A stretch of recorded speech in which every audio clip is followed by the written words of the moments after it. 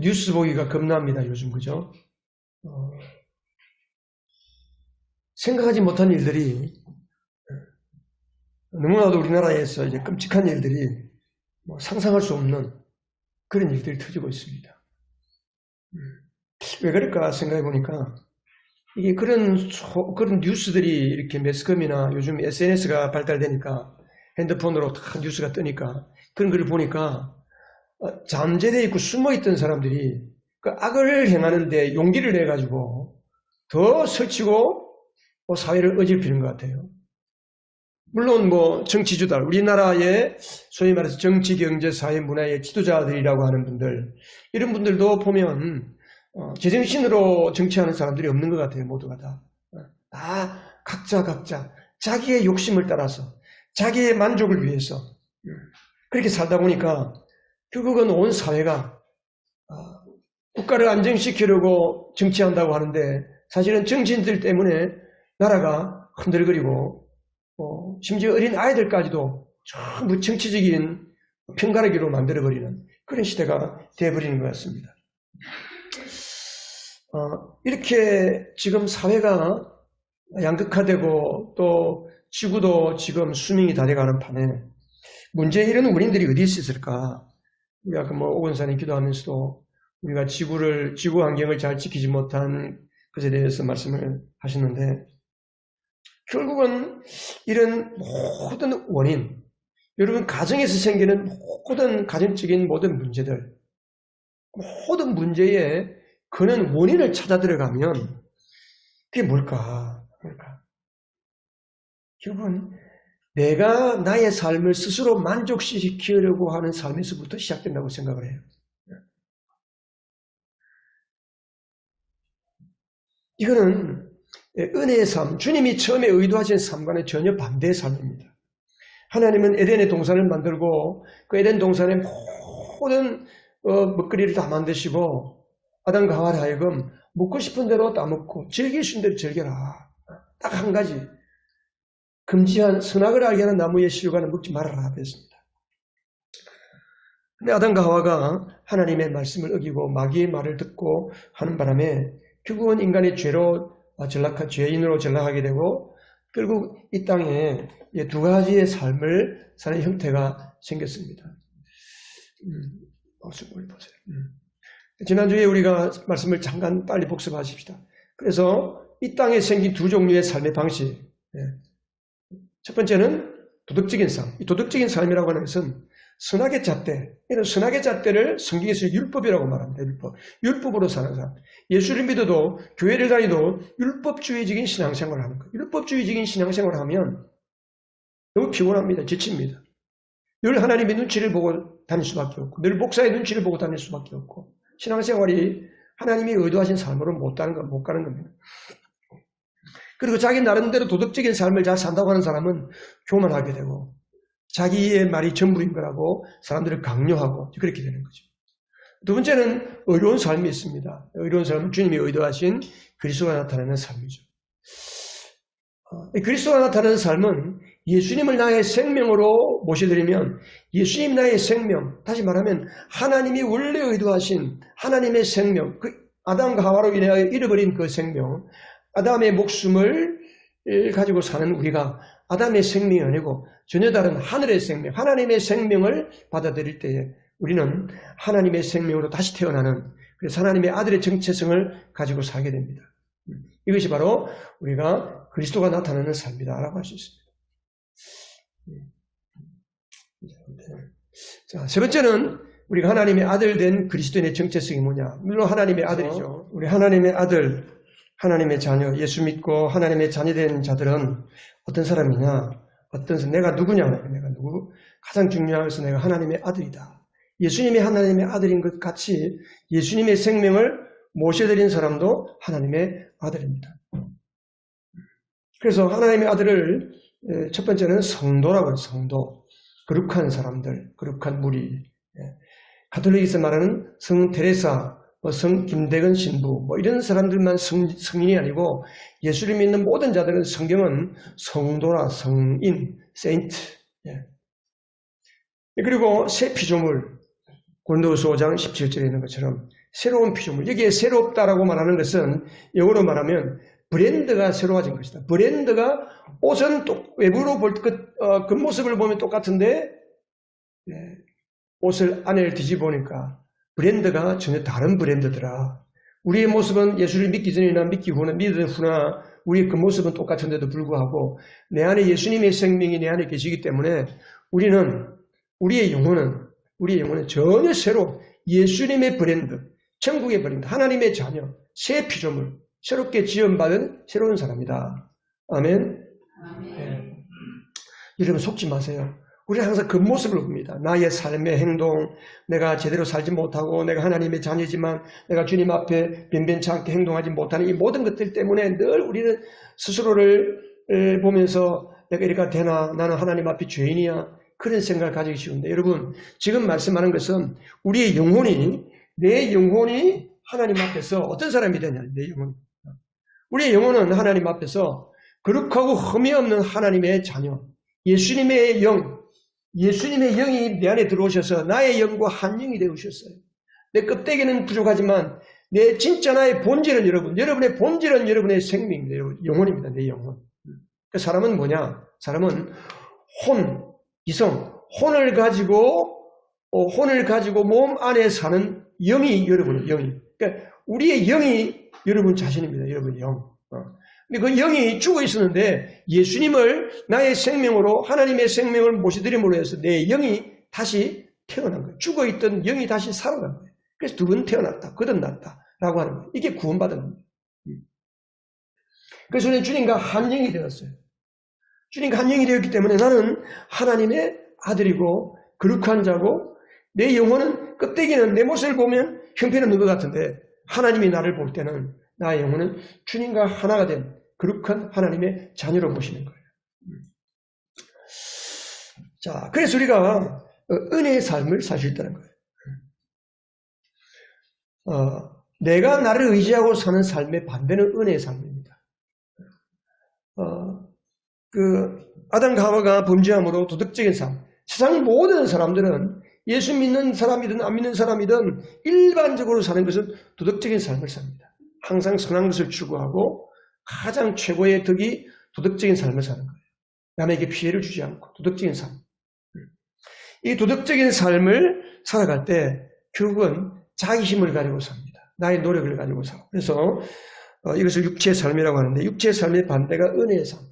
은혜의 삶이 뭐냐? 한번 읽어보겠습니다. 시작. 나의 자원과 힘과 지혜로 사는 것을 포기하고 하나님의 공급하시는 자원과 힘과 지혜를 따라 하나님의 뜻을 하나님의 능력으로 이루고 누리는 삶이다. 쉽게 말하면 우리의 신앙생활은 하나님의 은혜를 누리는 게 신앙생활입니다. 여러분. 내가 뭔가 종교적인 룰을 따라서 막 애쓰고 힘써서 하나님을 감동시켜서 하나님에게서 뭔가 얻고 받아서 내가 복을 받아 살겠다고 하는 삶은 그걸 종교라고 해요. 종교. 우리 기독교는 종교가 아닙니다. 아버지와 자식의 관계가 종교가 아닌 것처럼 아버지의 것을 누리는 게 자녀잖아요. 우리의 신앙은 하나님이 나에게 주신 구원을 누리는 것이 우리의 신앙생활입니다. 그래서 은혜의 삶을 살지 못하면 우리의 신앙은 예수를 믿는다고 해도 심지어 거듭나고 구원을 받았음에도 불구하고 늘 신앙생활이 부담스럽고 우리가 늘 고달프고 지치게 되는 거예요. 성경을 읽어도 말씀을 보아도 그냥 성경에서 윤리 도덕적인 교훈만 찾고 마는 거예요. 자, 예수님이 오신 목적이 뭐냐? 자, 예수님이 오신 목적은 예수님은 우리가 말씀을 잘 지켜서 하나님을 만족시키게 해드리기 위해서 오신 분이 아닙니다. 예수님이 오신 이유는 뭐냐면 도리어 우리가 이 갈라디아서 3장 13절에 있는 것처럼 율법의 저주 아래 매여 있는 자들 어떻게 하든지 내 노력으로 뭔가를 감동시키고 좋은 일, 착한 일을 해서 내가 복을 받아보겠다고 하는 이 율법의 저주, 율법을 지키지 못하면 여러분, 율법은 한 가지라도 지키지 못하면 하나님께 도달할 수가 없는 거예요. 율법주의는 뭡니까? 율법을 다 지켜서 하나님의 수준에 올라가려고 하는 것이 율법주의예요. 이게 유대교예요, 유대교. 근데 예수님이 오신 것은 그 율법의 저주에 묶여있는 우리를 풀어서 자유케 하시기로 속량하기 위해서 오셨다. 속량하기 위해서. 자, 갈라디아 3장 13절 같이 한번 읽어보겠습니다. 그리스도께서 우리를 위하여 저주를 받은 사람이 되심으로써 우리를 율법의 저주에서 속량해 주셨습니다. 기록된 바 나무에 달린 자는 모두 저주를 받은 자이다 하였기 때문입니다. 이게 속량이라고 하는 것은 노예를 내가 돈을 주고 사서 그를 자유롭게 풀어주는 것을 속량이라고 하는 거예요. 죄의 종, 율법의 노예로 살아간 인생들을 예수님께서 십자가에 달려서 저주를 우리가 받아야 할 저주를 예수님이 대신 지주셨기 때문에 그 예수님의 저주를 우리가 믿음으로 받아들이면 우리는 율법의 저주에서 자유케 되는 것이죠.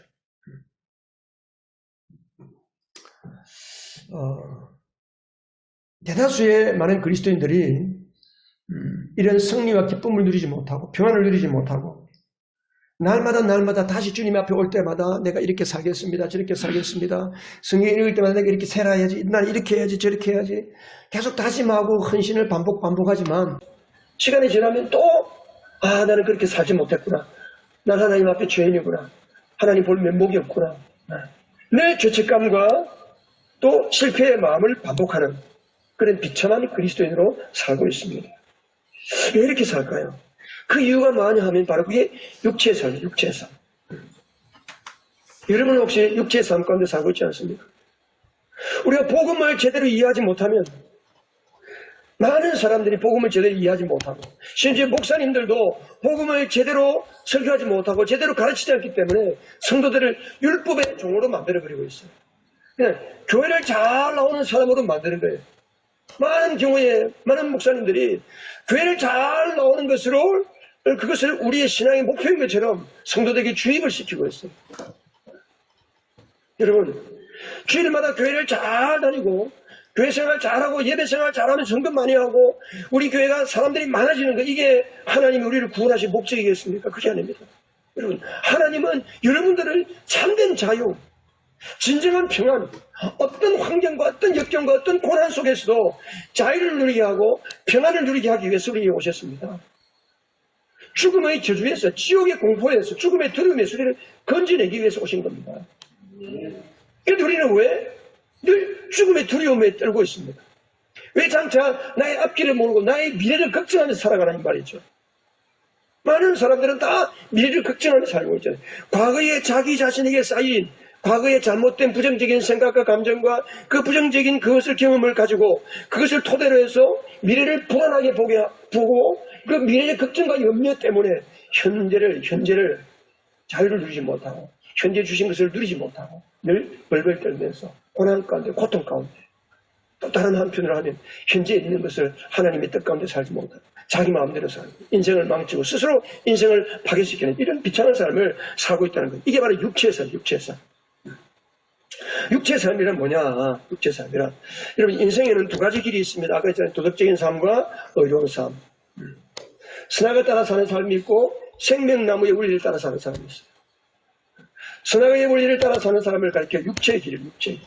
갈라디아 5장 16절 17절에 보면 두 가지 길을 말했어요. 육체의 욕심을 따라가는 사람은 육체의 길을 가는 사람. 육신을 따라 사는 사람. 성령을 따라 사는 사람은 성령의 소원을 이루는 사람이다 그랬어요. 육체 사람이란 뭔가? 육체 사람이란 우리 같이 한번 읽어보겠습니다. 시작. 자신의 필요를 스스로 충족시키기 위하여 자기를 발전시키는 삶의 기술 혹은 능력, 삶의 스타일. 이걸 다른 말로 하면 자족한. 우리가 자족해야죠. 내 있는 것을 만족하는 게 참 좋습니다. 근데 그 자족이 아니고 아까도 말했죠. 나의 필요를 내 스스로가 충족시키고 내 만족을 위하여 자기를 계속해서 발전시키는 기술. 이걸 가리켜 육체의 삶이다. 육체의 삶. 자족하려는 삶. 여러분 인생은 자기 스스로 만족할 수 있겠습니까? 사람 만족할 수가 없습니다. 하나님이 주시지 않으면 만족이 있을 수가 없습니다. 여러분들 얼마를 가져야 만족할까요? 어떤 삶을 살아야 여러분 만족하시겠습니까? 아까 우리가 불렀던 찬양처럼 평화로다 하늘 위에서 내려오는 하나님이 주시는 평화가 아니면 우리는 참된 평화를 이 땅에서 찾을 수가 없습니다. 그래서 육체가 뭐냐? 우리가 오늘 말하는 육체, 성경에서 뭐 여러분 성경을 보면 육신을 따라 산다, 육체를 의지한다 그런 말씀이 나오는데 그 여기에 육신 혹은 육체는 뭘 가리키는가? 스스로를 만족시키려는 마음이에요. 따라하십시다. 스스로를 만족시키려는 마음. 스스로를 만족시키려는 마음. 그리고 인생은 모두가 다 스스로를 만족시키려는 마음을 가지고 살고 있어요. 그래서 세상에 문제가 생기는 겁니다. 그래서 사람들은 적절하게 자신을 잘 관리하는 기술들을 쌓아가고 있어요. 만들어가고 있어요. 자, 육체의 삶이 왜 문제가 되느냐? 우리 삶에 왜 육체의 삶을 사는 게 문제가 돼? 특별히 예수를 믿음에도 불구하고 은혜를 따라 살지 못하고 자기 자신이 자기 삶을 스스로 만들 하나님의 도움을 받아서 내가 나의 삶을 만족시키려고 하는 삶. 하나님 안 믿는 게 아니에요. 하나님 의지하지 않는 게 아니에요. 하나님께 기도도 하고 하나님 의지합니다. 문제는 뭐예요? 하나님은 단지 자기의 도움 주는 사람, 나의 문제를 해결해 주는 사람, 해결해 주시는 분으로만 믿는 거예요. 하나님이 해결해 주시는 것을 가지고 내가 나 스스로를 만족시키려는 삶을 사는 거예요. 육체 삶이 왜 문제가 되느냐? 잘 믿어보려고 노력하는 거예요. 내가 어떻게 하면 예수를 잘 믿어볼까? 누가 노력해요? 우리가 노력하는 거예요. 내가 어떻게 하면 예수를 잘 믿어볼까? 노력하는 거예요. 저도 이때까지 그렇게 했어요. 성도들이 그걸 가르쳤어요. 그게 얼마나 잘못됐는지를 불과 2, 3년 전에 알게 됐어요. 깨닫게 되었어요. 우리가 풍성한 삶 이번 주부터 하는데 저는 8주 전부터 이걸 개인적으로 이제 구체적으로 매일매일 이 삶을 계속해서 살다 보니까 늘 주님과 머무는 삶이 너무 귀한 거예요. 필요할 때만 주님 찾는 게 아니고 늘 순간순간 주님께 의논하고 주님께 물어보고 주님 음성을 듣고 주님께 물어보면 주님이 또 말씀해 주시고 우리가 주일날 오면 하나님 말씀을 듣고 찬양하고 예배를 드리면 은혜가 임합니다.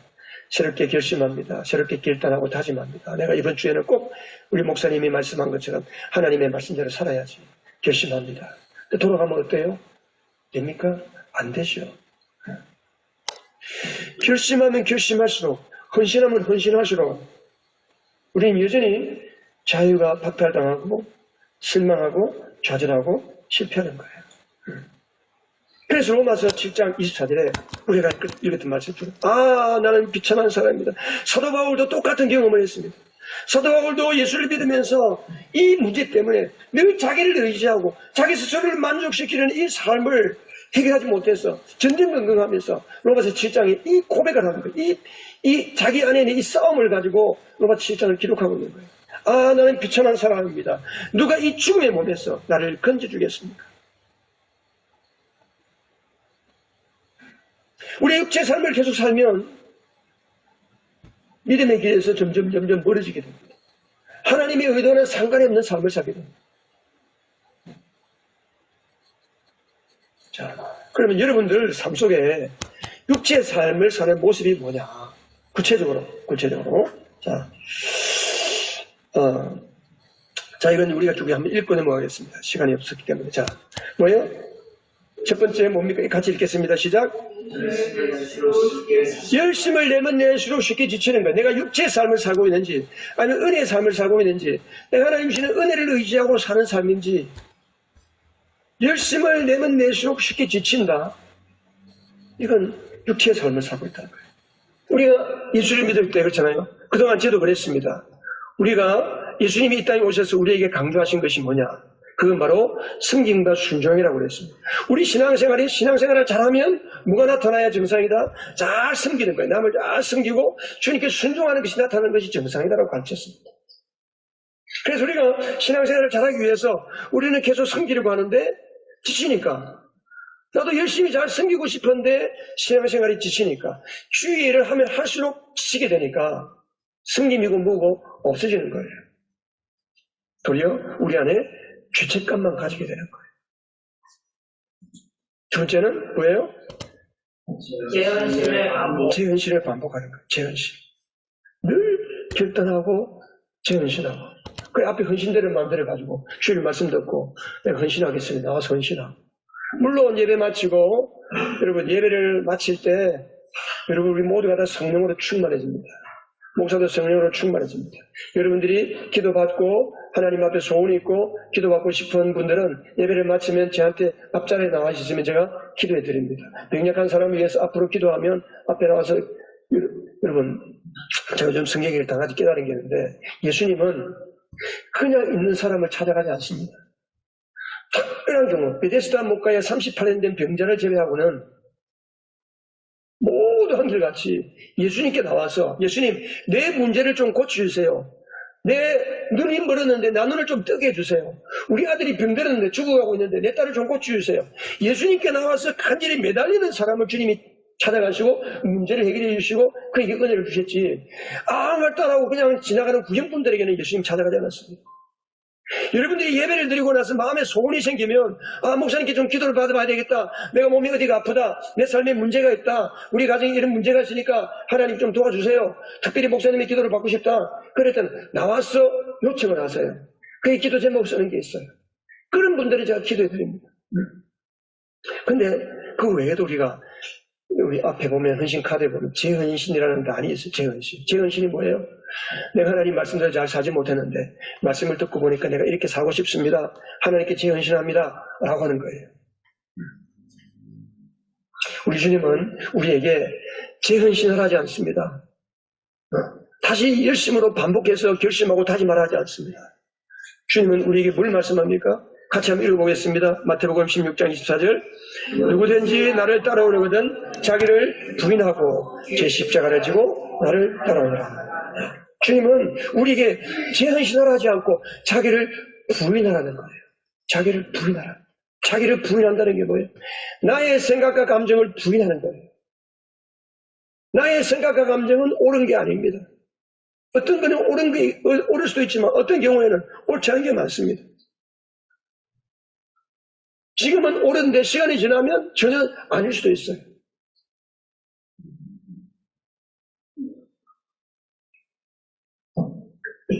우리는 헌신하기 대신에 나를 부인하면 돼요. 나의 생각을 따라가려고 하는 것, 내 원하는 목적을 가려고 하는 것을 주님 앞에 내려놓는 것. 네 번째가 나옵니다. 세 번째는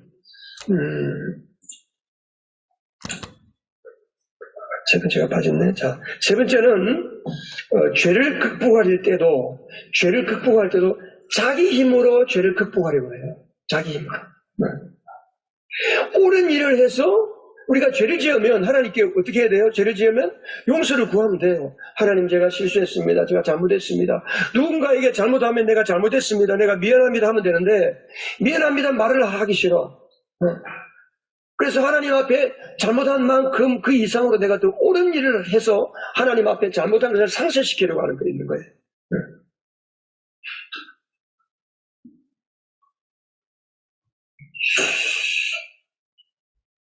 여러분, 하나님은 우리를 옳고 그름의 잣대로 가지고 보지 않습니다. 하나님은 우리가 잘못했을지라도 하나님 앞에 가면 잘못한 것 때문에 우리를 나무라거나 우리를 미워하지 않습니다. 하나님 앞에 나오지 않는 것 때문에, 주님 앞에 나와서 회개하지 않는 것 때문에 하나님은 실망하고 우리를 섭섭해하는 거예요. 하나님은 우리가 어떤 상황이 있든지 하나님은 하나님의 자녀인 우리를 기뻐하시고 즐거워하시고 좋아하십니다.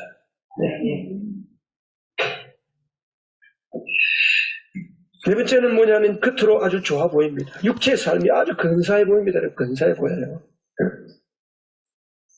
사람들은 그래서 다양하게 육체의 삶을 개발합니다. 이럴 때 사람들이 좋아하더라. 내가 이렇게 하니까 사람들이 나를 무시하지 않더라. 자기 나름대로의 방식을 가지고 다 자기 속에 살아가는 거예요. 바울은 빌립보서 3장 4절에 보면 빌립보서 3장 4절에서 6절 사이에 보면 여러분 갈라디아서 다음이 빌립보서인데 빌립보서 3장을 가보면 바울은 얼마나 자기 육체를 신뢰할 게 많았다라고 말하는지 모릅니다. 바울이 3장에 보면 하기야 나는 육신에도 신뢰를 둘 만합니다. 어떤 사람이 육신에 신뢰를 둘 만한 것이 있다고 생각하면 난 더욱 그렇습니다. 쉽게 말하면 육체적으로 자랑할 게 많다는 거예요. 육신적으로 자랑할 게 많다는 거예요. 왜? 바울은 태어난 지 8해 만에 할례를 받들은 유대인들은 8일째 할례를 남자. 그러니까 유대인 가문에서 태어났다는 거예요. 두 번째는 베냐민 지파다. 이스라엘 민족 가운데 베냐민 지파라는 말은 왕조예요. 왕조. 사울이 베냐민 지파잖아요. 히브리 사람 가운데 히브리 사람이다. 정통파 유대인이다. 율법으로 바리새파 사람이다. 하나님의 말씀에 보통이야. 하나님의 말씀을 아주 박식하게 잘한다는 거죠. 심지어 교회를 핍박하는데 앞장섰던 사람이다. 그 정도로 사람들에게 나를 내세울 게 많았던 사람. 그런데 이것을 바울은 예수를 믿고 나서는 배설물로 여겼다. 똥으로 여겼다. 똥으로 여겼다. 왜? 그것이 자기를 살게 하는 게 아니더라는 것을 알았기 때문이었습니다. 그리고 육체적인 삶을 사는 사람의 모습이 뭡니까? 선멸한 관계 대신에 자꾸만 옳은 일을 하는 데 초점을 맞추고 삽니다. 여러분, 사람들과의 관계는, 부부와의 관계는, 가족과의 관계는 옳은 일을 해야만 관계가 좋아지는 게 아닙니다. 서로 친밀한 관계가 되면 되는 거예요. 실수해도 묻고 미안하다. 이러면 자녀들이 잘못할 때 어때요? 그냥 엄마 품에 와서 안기잖아요. 애교를 부리잖아요. 그러면 다 받아주잖아요.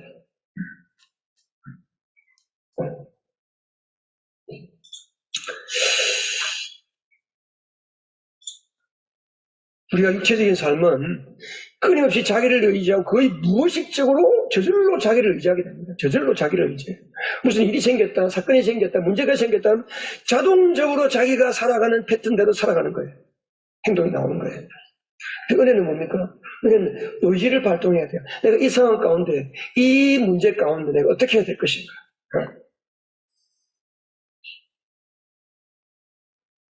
자기 의지를 발동해서 선택하는, 이걸 가리켜 믿음이라고 해요. 믿음. 믿음은 저절로 되는 게 아닙니다. 여러분, 제가 이런 말하면 어떤 사람이 그럽니다. 이렇게 말하면, 그러면 우리가 노력할 게 아무것도 없네요. 우리는 그냥 아무것도 안 하고 있으면 됩니까? 아닙니다. 우리가 해야 할 것은 딱 한 가지 믿음이에요. 믿음. 사람들은 감나무 밑에서 감이 떨어지기를 입을 벌리고 있는다고 생각하는데 그 믿음이 아닙니다. 믿음은 뭐냐면 내가 하나님이 원하는 것을 알면 내가 믿음을 발동해서 하나님이 이렇게 하실 것이다. 하나님이 나를 기뻐하신다. 하나님은 나를 사랑하신다. 그래서 믿음으로 하나님이 내 안에 계신 주님이 행하시기 때문에 내가 믿음으로 순종하는 거예요. 육체는 타고난 자원과 능력도 육체 삶을 살게 하는 하나의 재료가 될 수 있습니다. 자기가 잘하는 것, 자기만이 가지고 있는 강점, 장점, 이런 것들을 내세우면서 사는 거예요. 그걸 의지하면서 사는 거예요. 그 사람들 앞에 자기가 괜찮은 사람인 것처럼 이렇게 내세우면서 사는 거예요. 은혜는 뭡니까? 은혜는 하나님은 도리어 우리의 약점과 우리의 부족한 점을 도리어 사용하십니다. 육체의 삶은 내 노력으로 주님을 섬깁니다. 노력하면 노력할수록 내가 열심히 주님을 섬기면 섬길수록 우리는 좌절하게 되고 그걸로 인해서 쓴뿌리가 생기는 거예요. 은혜는 뭡니까? 은혜는 주님을 사랑함으로 주님을 섬기는 거예요. 주님을 사랑하기 때문에 예배하고 주님을 사랑하기 때문에 순종하고 주님을 사랑하기 때문에 전도도 하고 우리가 예수를 믿는 모든 삶의 동기는 예수를 믿는 믿음의 삶의 동기는 믿음과 사랑입니다. 사랑을 하지 않는 것은 자기의를 내세우는 거예요. 자기의. 하나님이 가장 싫어하는 것은 자기의를 내세우는 겁니다. 육체는 옳은 일 하는데 초점을 맞춥니다. 내가 말씀을 얼마나 잘 지켰느냐 하나님 앞에 행위를 들춰냅니다. 사람들 앞에 행위를 들춰냅니다. 심지어 다른 사람의 행위를 보면서 저러면 안 되는데라고 정죄하고 판단합니다. 그러나 은혜로 사는 사람은 뭡니까? 사랑의 관계에 초점을 둡니다. 그가 비록 잘못하고 실수했을지라도 사랑으로 품어줍니다. 그의 사정을 이해해줍니다. 참 힘들겠다. 불쌍하다. 잘못 행하는 사람, 죄 가운데 떨어져 있는 사람 바라보면서 저 인간 저렇게 살면 안 되는데 욕하는 대신에 불쌍하다고 봐주는 거예요. 하나님의 마음을 가지고 바라보는 겁니다. 육체적인 삶은 노력하는 것이 승리의 열쇠라고 믿습니다. 내가 노력하는 만큼 나는 승리할 수 있다. 내가 노력하는 만큼 믿음 생활을 잘할 수 있다. 내가 노력하는 만큼 성공할 수 있다고 생각합니다. 그러나 은혜는 뭡니까? 은혜는 노력할 필요가 없습니다. 주님 안에 머물러 있으면 되는 거예요. 주님 안에 머물러 있는 거 다음 주에 제가 말씀드릴게요. 주님 안에 머물러 있으면 주님의 마음이 나에게 오는 거예요. 주님의 마음을 내가 품게 되면 누가 하라 하지 않아도 저절로 하는 거예요, 내가. 여러분, 사랑하는 사람들끼리 왜 사랑을 합니까? 사랑하고 싶은 마음이 있으니까, 좋아하는 마음이 있으니까 사랑하게 되는 거예요. 저 사람이 가진 것 때문에 결혼하는 사람, 저 사람이 어떤 조건 때문에 결혼하는 사람은 오래 못 갑니다, 결혼에. 그러나 정말 그 사람을 사랑하는 사람은 힘들어도 어려워도 그 결혼이 행복한 결혼, 행복한 가정이 되는 것처럼 우리도 마찬가지입니다. 그 안에 머무는 거예요. 그 사람 마음을 알아주는 거예요. 그 사람 마음속에 머무는 것처럼 우리도 주님 안에 머물기만 하면 됩니다. 주님의 마음이 무엇인지 주님 앞에서 기도하면서 말씀을 보면서 주님의 마음이 뭡니까? 주님, 나는 지금 이런 상황입니다. 내 감정은 이렇게 힘듭니다. 내가 지금 괴롭습니다. 주님, 어떻게 하면 좋습니까? 주님께서 뭐라고 말씀하는지도 듣고 주님의 마음을 내가 또 가지게 되고, 그래서 성령을 의지하면서 살아갈 수가 있습니다.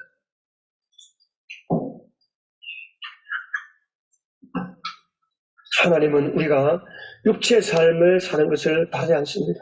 하나님은 우리를 모두가 다 은혜의 삶을 살기를 바라십니다. 하나님은 하나님이신 모든 것들을, 하나님이신 생명과 구원과 구원에 속한 모든 것을 누리기를 원하십니다.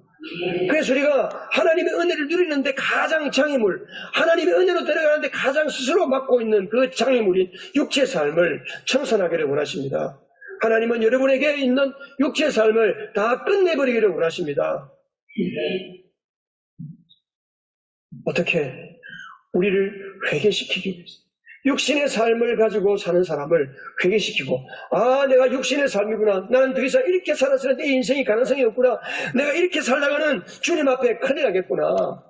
깨닫게 하는 거예요. 깨닫게 하는 거예요. 그걸 가르쳐서 뭐라고 하냐? 깨어지는 거예요.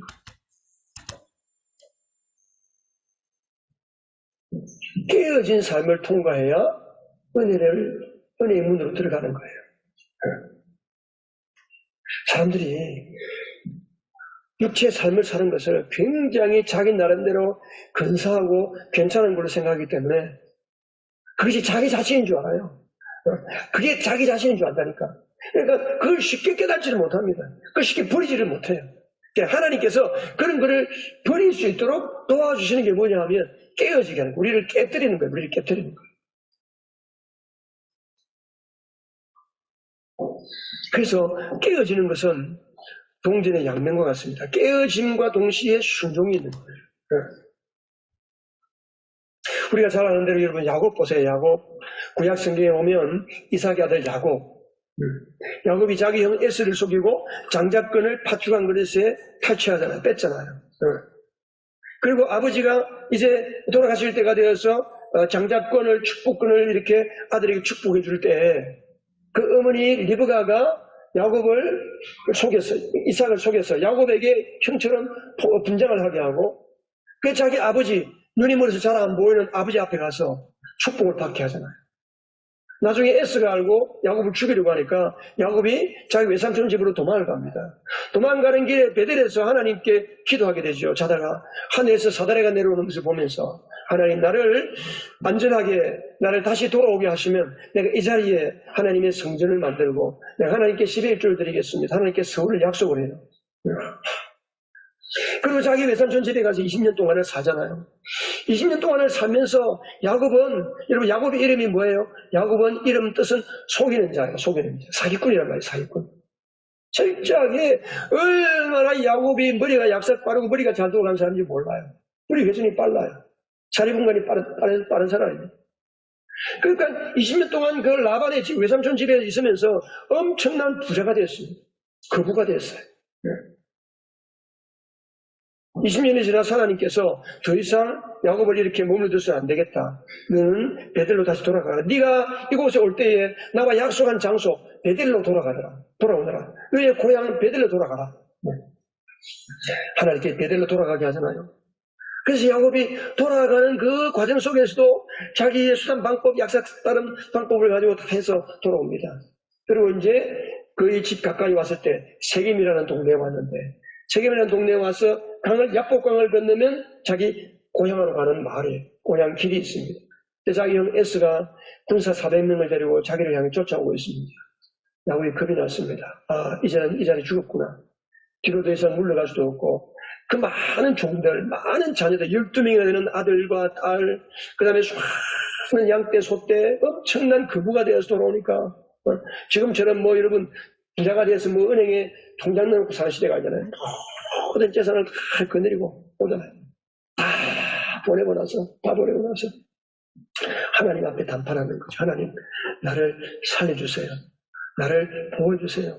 형이 나를 죽이려고 하는 건지, 나를 살리려고 하는 건지, 하나님 나를 지켜주세요. 하나님께서 야곱을 깨뜨리기 위해서 천사를 보냈어요.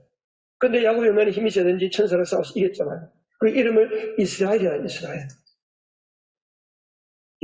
야곱이 거기에서도 하나님께 내가 이때까지 살은 삶이 하나님 원하는 삶이 아니었습니다. 내가 형의 장자권을 취한 것을 용서해 주세요. 내가 잘못 살았습니다. 깨어지지 않고 해결하지 않는 거예요. 그러니까 하나님께서 야곱을 치잖아요.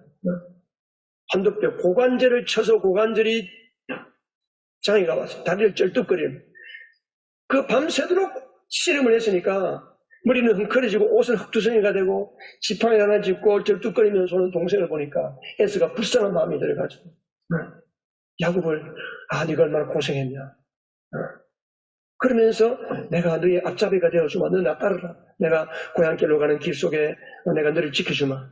그런데 야곱은 여전히 들깨졌어. 형을 못 믿잖아요. 하나님이 하신 것을 못 믿잖아요. 형을 먼저 돌려보내고 세겜이라고 하는 세겜이라고 하는 도시는 오늘날로 말하면 강남이에요. 서울의 강남. 세속의 도시죠. 세겜이라는 도시는 굉장히 여유가 많고 부자들이 사는 동네.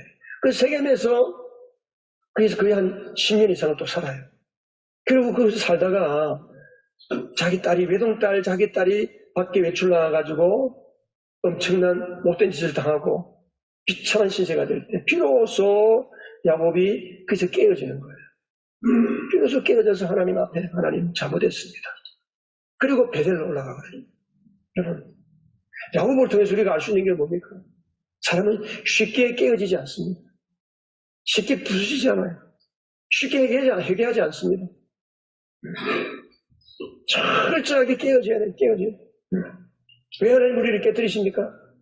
내 욕심을 따라 사는 삶, 나를 의지하고 사는 삶, 하나님의 이름을 부르지만 예수를 잘 믿기를 원하지만 여전히 자기를 의지하고 사는 그 삶을 하나님은 깨뜨리시고, 하나님은 철저하게 하나님을 의지하면서 우리가 하나님의 은혜를 누리고 사는 삶, 하나님의 자녀가 행복한 삶을 살기를 하나님이 원하시기 때문에 그 하나님이 주시는 은혜를 누리고 사는 삶을 방해하는 그 육체의 삶을 하나님은 깨뜨리기를 원하시는 겁니다.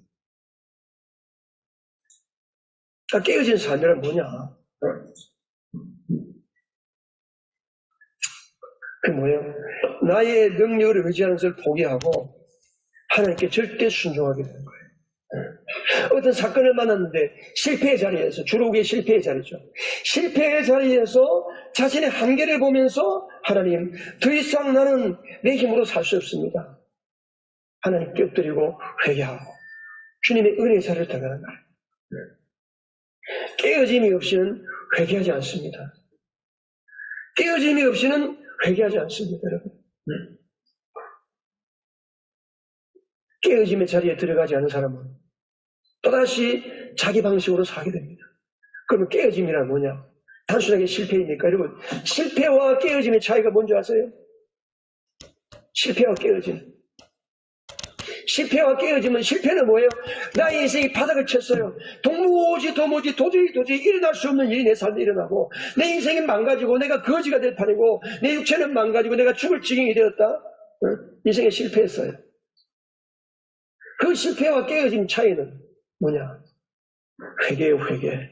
그 실패의 자리에서 하나님의 뜻을 발견하고 철저하게 하나님 앞에 굴복하고 ቁ꾸려져서 회개하는 사람은 그것이 깨어짐이 되는 것이고, 실패의 자리에 들어갔을지라도 회개하지 않고 하나님을 찾지 않는 사람, 하나님께 은혜를 붙들지 않고 하나님의 옷자락을 붙잡지 않는 사람은 그냥 실패로 끝나는 거예요. 실패로 끝난 사람은 다시 성공하기 위해서 자기 방식을 붙잡고 자기 노력을 따라 살아가게 되는 겁니다.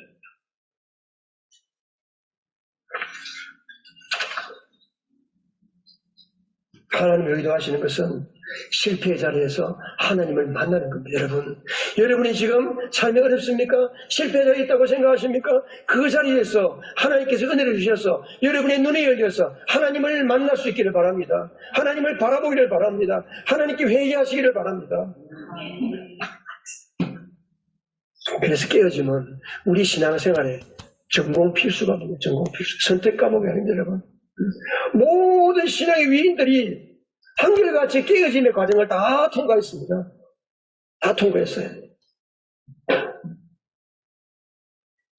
모세 보세요. 모세는 그 잘 나가던 나이 40살에 이제 바로 이 2인자가 되어서 이집트를, 당시에 전 세계를 다스리는 제국, 이집트 제국의 파라오, 왕이 될 수, 황제가 될 수 있는 위치에 있었지만 그가 한 가지 실수, 사람을 죽인 게 탈로가 나서 미디안 광야로 도망을 가져가요. 40년을 40살에 도망쳐서 40년을 미디안 광야에서 양의 똥이나 치우는 목자로 살다가 나이가 80이 되었어요. 80에 하나님이 그를 부르십니다. 40년 동안 양의 목자로 살면서 비참한 자리에 내려갔습니다. 완전히 깨어졌습니다. 그래서 자기가 양치던 목자 지팡이, 그 지팡이를 하나님께 던지라. 너가 내 앞에 던지라. 지팡이를 던져드린 뱀이 됐잖아요. 뱀의 꼬리를 잡아라. 잡았더니 다 지팡이가 됐어요. 그걸 뭘 이야기합니까? 나의 삶을 포기하고 내가 살아가던 삶의 방식, 내가 살아가던 삶의 도구, 내 힘을 의지하고 살아가던 것들을 하나님께 드리니까 하나님이 그 지팡이를 통해서 하나님의 능력으로 사용하는 거예요. 그래서 모세가 하나님께 다시 쓰임받고 돌아갈 때 그 모세의 지팡이를 통해서 모세의 지팡이를 들어 가리키니까 홍해가 갈라지고 모세의 지팡이를 들어 바위를 치니까 바위가 쪼개지고 물이 쏟아지는 이런 하나님의 능력의 도구가 된 겁니다. 모세도 깨어졌습니다. 바울도 마찬가지입니다. 바울도 고린도후서 1장 8절 9절에 보면 우리는 이미 죽음의 선고를 받은 몸이라고 느꼈습니다. 그렇게 된 것은 우리가 자신을 의지하지 않고 죽은 사람을 살리시는 하나님을 의지하게 하기 위함이었습니다. 바울은 선교 여행을 바울만큼 위대하게 주의 복음을 위하여 수고한 사람이 없습니다. 그럼에도 불구하고 바울은 죽음의 선고를 받는 적이 수도 없이 많았습니다. 그런데 하나님이 그렇게 자기를 깨뜨리신 이유가 뭐냐? 이를 의지하지 말고 나를 의지하라는 거예요. 요셉도 마찬가지입니다. 요셉이 형들에게 팔려서 이집트의 노예로 팔려갔습니다. 귀공자처럼 자란 요셉이 노예로 팔려가서 얼마나 깨어지고 부서졌습니까? 나중에 억울한 누명을 쓰고 감옥에 들어갔습니다. 그러나 그 깨어짐의 과정을 통해서 요셉은 나중에 총리가 되었을 때 자기 형제들을 다 용서하는 사람이 된 거예요. 여러분, 깨어짐은 비참함을 통해서 그리스도의 충만함으로 들어가는 은혜의 문인 것을 기억하시기 바랍니다. 우리가 깨어짐의 과정 속에 있을 때 주의해야 할 게 뭡니까? 그것은 고통에 속으면 안 됩니다. 사람 마귀는 우리가 고통을 겪고 고난을 겪으면 이것은 하나님이 너를 버렸다는 증거라고 우리를 속삭거립니다. 내가 일이 잘 안 되면 하나님이 너를 사랑하지 않는다라고 마귀는 우리에게 와서 속입니다. 하나님은 도리어 우리를 깨어짐을 통해서 우리를 승리를 이끌으시는 분이십니다. 아멘. 우리를 그 고통이 우리를 거절하는 증거가 아닙니다. 도리어 그것을 통해서 하나님, 우리가 주님 앞에 더 낮아지고 겸손하게 되고 나를 포기하고 나의 자랑과 나의 장점과 내가 잘하는 것을 다 내려놓고 하나님의 마음을 가지고 사람들하고 하나님 앞에 겸손하게 내려앉는 겁니다. 마지막으로 우리가 승리하는 삶의 비결이 있습니다. 어떻게 육신의 삶을 끝낼까요? 승리의 비결은 딱 한 가지입니다. 육체의 삶을 끝내면 은혜의 삶을 사는 거예요. 어떻게 육체의 삶을 끝낼 수 있습니까?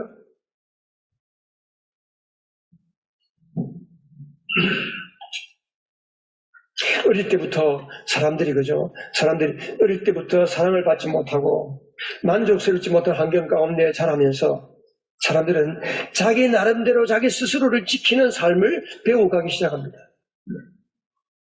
자기 나름대로의 삶의 방식을 터득하기 시작합니다. 그래서 사람은 나는 원래 그런 사람이다.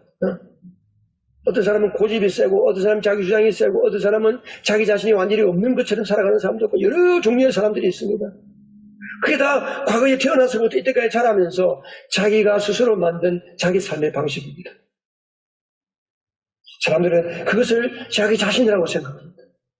아닙니다. 성경은 그걸 가르쳐서 옛사람, 육체라고 말합니다. 육체. 사람은 자기가 그게 자기인 줄 알기 때문에 육체를 자기 자신으로 생각하기 때문에 잘 육체를 포기를 못해요. 그러니까 하나님이 개입해 주지 아니하시면 자기의 삶을 깨뜨릴 수가 없는 거예요.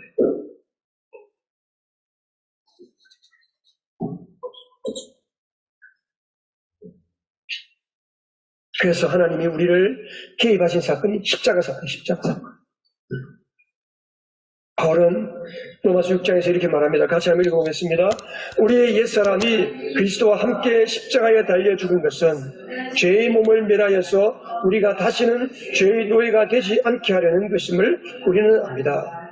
죽은 사람은 이미 죄의 세력에서 해방되었습니다. 이 문장입니까? 나의 옛사람은 주님의 십자가에서 죽었구나. 예수 그리스도의 십자가와 부활을 받아들인 사람, 예수님을 나의 생명으로, 예수님을 나의 주님으로 영접한 사람은, 예수님의 십자가를 믿는 사람은 십자가에 뭘 믿는 겁니까? 십자가에서 예수님이 죽은 것을 믿는 사람은 반만 믿는 거예요. 우리 예수를 믿을 때 뭘 믿어야 합니까? 예수님이 십자가에 죽을 때 나의 옛사람도 내 육체를 따라 살고 하나님이 원치 않는 삶을 살아가는 그 방식도 예수님의 십자가와 함께, 예수님과 함께 나도 죽었구나. 이걸 믿는 거예요. 그래서 세례를 받는 거예요. 예수님의 죽으신과 연합하여 나도 죽었습니다라고 하는 의미로 물속에 들어가는 거예요. 침례받을 때. 물속에 나올 때 나는 이제 옛사람을 따라 살지 않고 예수님이 부활한 것처럼 예수님의 생명으로 사는 사람입니다. 라는 믿음을 고백으로 우리가 침례를 받는 겁니다.